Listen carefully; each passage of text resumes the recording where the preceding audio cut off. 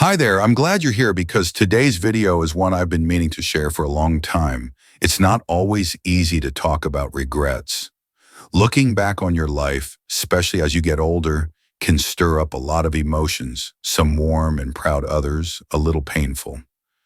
But if there's one thing I've learned over the years, it's that regret doesn't have to be a bad thing. In fact, it can be one of life's greatest teachers if you let it be. I'm now in my 70s. And as I sit here today, there are a few things I wish I had done differently in my 60s. Some of them are small, others are big, but each one carries a lesson, a truth, a whisper that says, if I had just known this sooner, maybe things would have turned out a little better. Now I'm not sharing these to make you feel guilty or worried. Quite the opposite. I'm sharing them with you because you still have time. Whether you're in your late 50s, your 60s, or even your 70s, these reflections are meant to help you live more fully, more wisely, and with fewer, I wish I had, moments down the road. So in today's video, I want to talk to you heart to heart about 9 things I truly regret not doing in my 60s. I hope that by sharing these with you, you'll feel encouraged to take action in your own life, to make different choices, or to appreciate the simple things a little more deeply. All right, let's begin with the first regret, one that's incredibly common and one that I wish I had understood sooner, not taking my health seriously until it was almost too late. Regret 1, I waited too long to take my health seriously. Looking back, I think this might be the biggest regret of them all. I didn't take my health seriously in my early 60s. I told myself I felt fine, that my aches and pains were just part of getting older and that I didn't need to change anything yet. I was still walking, still working part-time, still feeling like me. So I put it off. I skipped doctor appointments. I ate what I wanted, assuming I'd deal with the consequences later. I didn't pay attention to my blood pressure creeping up or the weight that slowly crept around my midsection. I didn't think much of the fatigue, the poor sleep, or the stiffness in my joints. I brushed it all off as normal aging. But here's the hard truth. Aging doesn't just happen all at once. It happens in quiet little moments of neglect. And before you know it, you wake up one morning and it's not just about being older, it's about being unwell. For me, it was a small heart scare that finally got my attention. It wasn't serious, thank God, but it was enough to jolt me awake. If I could go back, I'd have started earlier. I'd have gotten my regular checkups. I'd have cut down on the sugar and salty snacks I was eating out of habit. I'd have started stretching in the mornings, walking every day, lifting light weights. I would have treated exercise not as something optional, but as a lifeline. Here's what I've learned. Your 60s are not the time to slow down. They're the time to prepare. The choices you make in this decade lay the foundation for how your 70s and 80s will feel. Will you be mobile, independent, and sharp, or will you be constantly managing pain, fatigue, and medications? Take your health seriously now while you still can. Make it a priority, because the older you get, the more effort it takes to undo what you didn't address earlier. Now let's move on to the second thing I regret, not so much what I did, but what I didn't do when it came to the people in my life. Regret 2, I didn't spend enough time with the people who really mattered. You know, when I think about my 60s, one thing keeps tugging at my heart. I didn't spend enough time with the people who truly mattered. I was still busy, still chasing tasks, still convincing myself I had plenty of time to catch up with old friends, take my grandkids out more often, or visit family I hadn't seen in years. I told myself, maybe next month, maybe after the holidays, maybe when things slow down. But life doesn't wait. People move away, relationships drift, loved ones pass, and one day you realize those maybes never happened. What hurts most isn't the time I spent doing necessary things. It's the time I lost on things that weren't meaningful, while the meaningful moments quietly slipped by. I missed birthdays. I missed opportunities to say I love you. I missed long talks that could have healed old wounds. I let pride and busyness keep me from reaching out to people I cared about deeply. In your 60s, it's easy to believe there's still plenty of road ahead. And hopefully there is. But you also begin to see just how precious and limited time really is, not just for you, but for the people you love. If I could go back, I'd have chosen presence over productivity more often. I'd have scheduled fewer meetings and more dinners with family. I'd have taken more photos. I'd have made the call, sent the letter, hugged tighter, and stayed longer. Because at the end of the day, it's not your accomplishments or to-do lists. You'll remember it's the people, the conversations, the laughter, the shared meals and quiet moments. So my advice to you, make time for your people now. Don't assume they'll always be there. Don't wait for the right time. Let them know you love them. Spend time even when it's inconvenient. Because one day you'll look back and those memories will mean everything. All right, the third regret is a little different, but just as important. It's about something I kept to myself when I should have opened up instead. Regret 3. I didn't talk about my feelings. When I should have, this one's tough to admit, but it's one of the most important lessons I've learned. I didn't speak up about my feelings when I really should have. In my 60s, like many people, I still carried that old idea that emotions were something you kept tucked away. You just got on with life, handled things quietly, and didn't make a fuss. Especially as a parent, a spouse, or a leader in the family, you're expected to be strong, right? So I didn't always say when I was hurting. I didn't share when I felt lonely or when I was grieving. Changes I didn't know how to process, like retirement or losing old friends or feeling invisible in a world that seems to move faster every year. I also didn't say I'm proud of you or I miss you or I need help as often as I should have. Sometimes I bit my tongue when I should have spoken from the heart, maybe to resolve a misunderstanding or to finally tell someone how much they meant to me. Looking back, I realized that bottling up those feelings didn't protect me. It just built walls that became harder and harder to tear down. It robbed me of connection, healing, and sometimes even joy. What I've come to learn is this: sharing what's in your heart is not weakness, it's wisdom. It's how we stay human. It's how we stay close. It's how we heal. If I could go back, I'd speak up sooner. I'd be more honest, not just about the big things, but the little ones too. I'd let myself cry in front of others when I needed to.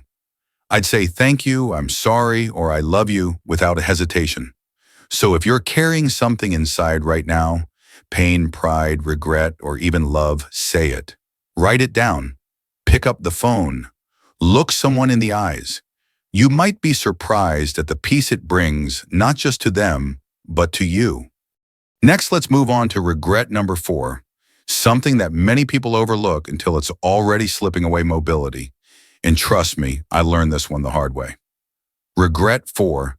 I didn't protect my mobility while I still had it.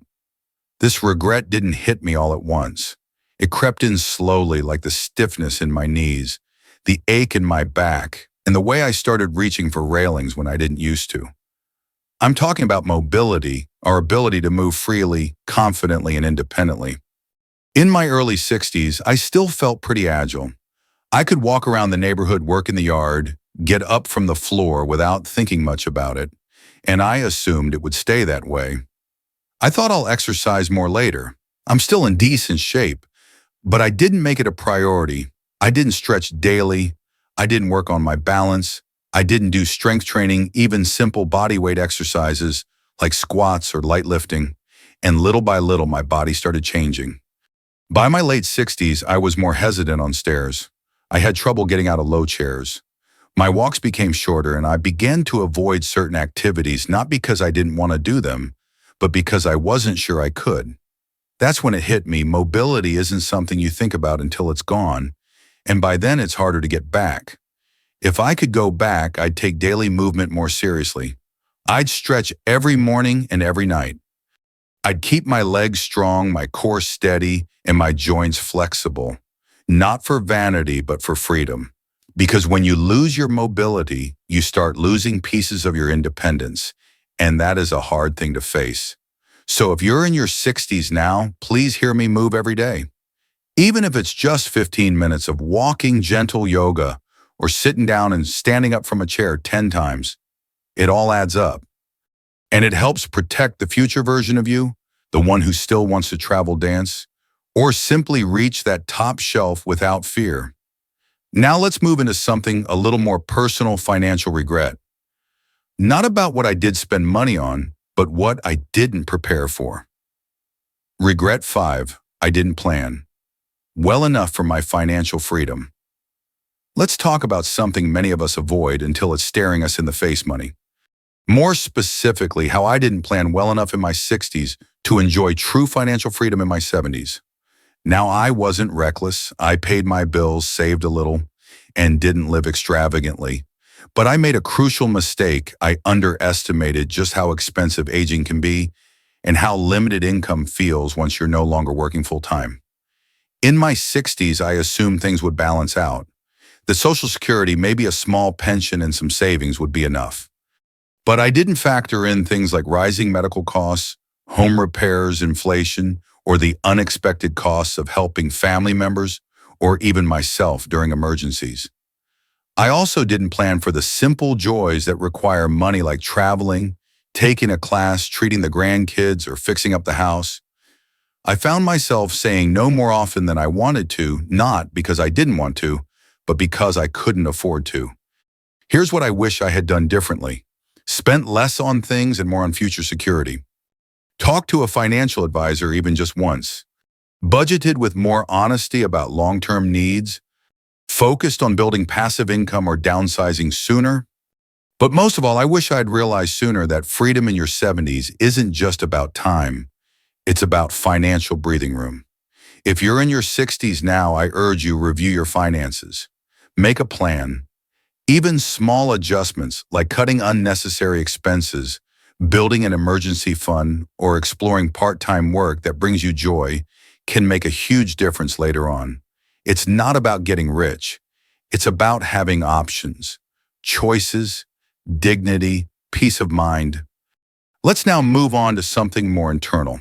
A mindset I regret not embracing earlier, one that could have brought me more happiness during those years. Regret 6. I took life too seriously and forgot to have fun.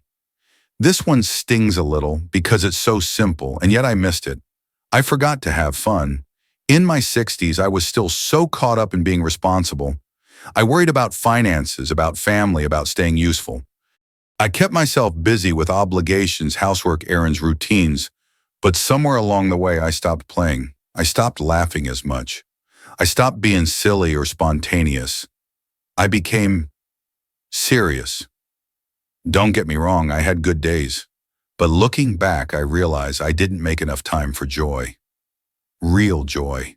The kind that comes from dancing in the kitchen, going to a concert just because, or learning something totally new for the sheer thrill of it. I told myself I was too old for certain things, that I should act my age, that play was for younger folks. But now I know the truth: you don't stop playing because you get old. You get old because you stop playing. And when I meet people in their 70s and 80s who still laugh easily, who are curious and playful, I see how right that is. They have a kind of glow, a lightness. And I realize now that aging well isn't just about health and money, it's also about joy. If I could go back, I'd sing more. I'd dance more. I'd go on silly adventures, even if they didn't make sense. I'd take fewer things personally. I'd tell more jokes. I'd spend more time with people who made me laugh until my sides hurt.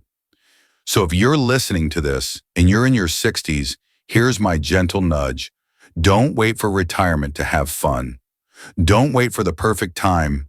Create joy today. Try something new. Be playful. Say yes to things that make no sense except that they bring you happiness. Life isn't meant to be endured, it's meant to be lived. Now let's talk about regret number 7, something I didn't think much about until it started slipping away my memory and mental clarity. Regret 7, I didn't prioritize my brain health. As I moved through my 60s, I gave plenty of thought to my physical health, my weight, my blood pressure, my cholesterol. But I didn't give nearly enough attention to something just as important, maybe even more: my brain. I started noticing little things, forgetting where I put my keys, struggling to recall names, feeling more mentally foggy in the afternoons. I shrugged it off. Just getting older, I told myself. But now in my 70s, I realized that what I brushed off were the early signs that my brain needed more care than I was giving it. I wasn't doing things to challenge my mind. I wasn't learning new skills, reading as much, or staying mentally active. I spent too much time on autopilot watching TV scrolling, repeating the same conversations and routines. I didn't know then how much that kind of mental stillness could accelerate cognitive decline. What I also didn't realize was how much my diet, my sleep, and even stress affected my memory. I wasn't sleeping deeply, I wasn't managing stress well, and I was eating foods that actually caused more inflammation in the brain. If I could go back, I'd do things differently. I'd take a class, any class. I'd challenge myself to learn something new, even if it felt uncomfortable. I'd play memory games, practice meditation, stay socially active, and feed my brain with omega-3s and leafy greens. Most of all, I'd stop assuming that my mind would stay sharp on its own just because it always had. Here's what I've learned: just like muscles, the brain needs to be exercised. It needs to be nourished, protected, and stretched. Otherwise, it starts to fade, not suddenly, but slowly almost without you noticing. So please treat your brain like a treasure. Keep it active. Stay curious. Challenge it. Because clarity, independence, and confidence all depend on your ability to think clearly and remember well. Now let's move into regret number 8. Something I didn't truly appreciate until I lost a few dear friends and realized I'd missed some of the most beautiful chances for connection. Regret 8. I let friendships fade away. If there's one thing I never expected to feel in my 70s, it's loneliness. Not the kind where you're completely alone, but the quiet kind. The kind that creeps in when the phone stops ringing as often, or when the people you used to laugh with are no longer in your everyday life.